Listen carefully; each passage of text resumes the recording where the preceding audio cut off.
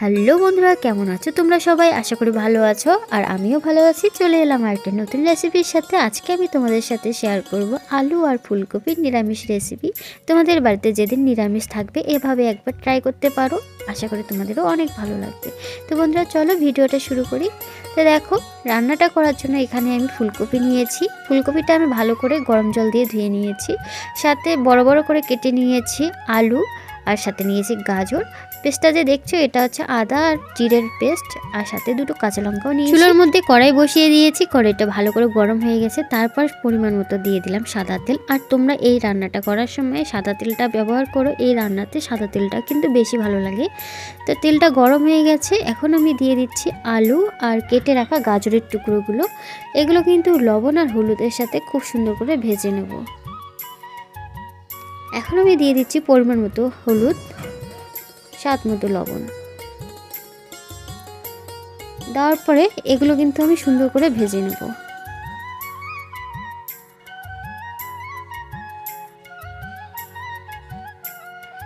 বেশ কিছুক্ষণ ধরে আমি মিডিয়াম আঁচে আলু আর গাজরটা ভেজে নিচ্ছি।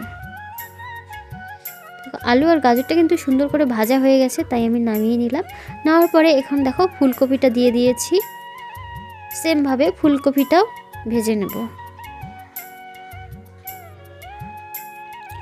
এখানে আমি সামান্য পরিমাণে লবণ দিয়ে দিলাম, কারণ আলুর যে লবণটা আমি দিয়েছিলাম ওটার কিছুটা পরিমাণ হলেও তেলের মধ্যে আছে, তাই খুব সামান্য পরিমাণেই লবণটা দিলাম।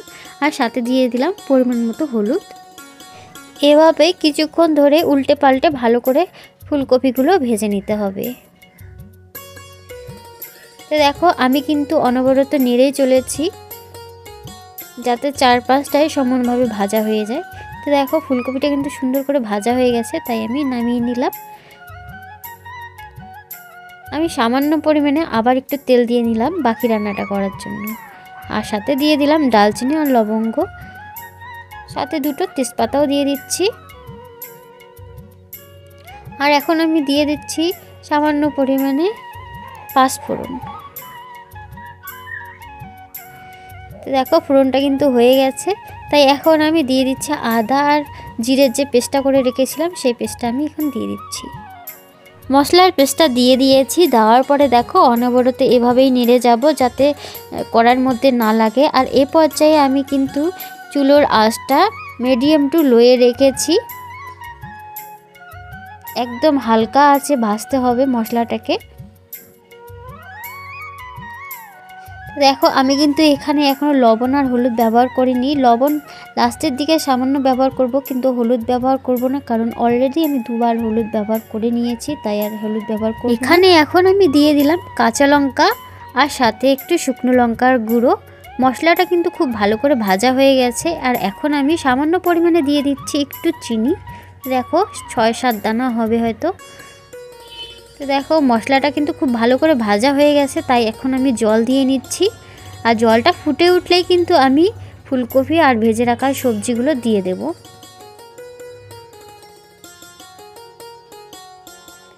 তো দেখো জলটা কিন্তু ফুটে উঠেছে, তাই এখন আমি দিয়ে দিচ্ছি ফুলকপি, আলু, গাজর, মানে যেগুলো ভেজে রেখেছিলাম সবগুলোই দিয়ে দিলাম। এগুলো এখন আমি ভালো করে নেড়ে নেব।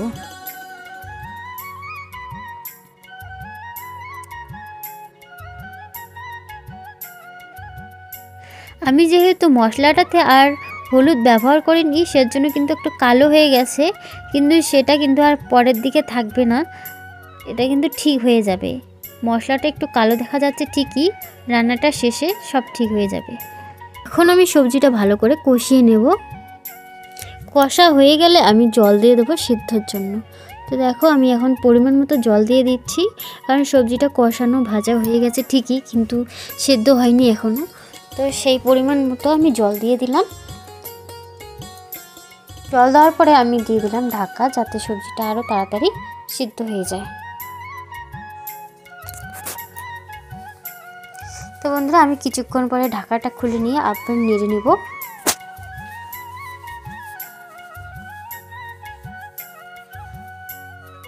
তো দেখো অর্ধেক জলটা কিন্তু শুকিয়ে গেছে। আর এইদিকে দেখো তোমাদেরকে একটা আলু কেটে দেখাচ্ছি সিদ্ধ হয়ে গেছে, কিন্তু আর কিছুক্ষণ মানে পুরো জলটা শুকিয়ে গেলে কিন্তু খুব ভালোভাবে সিদ্ধ হয়ে যাবে।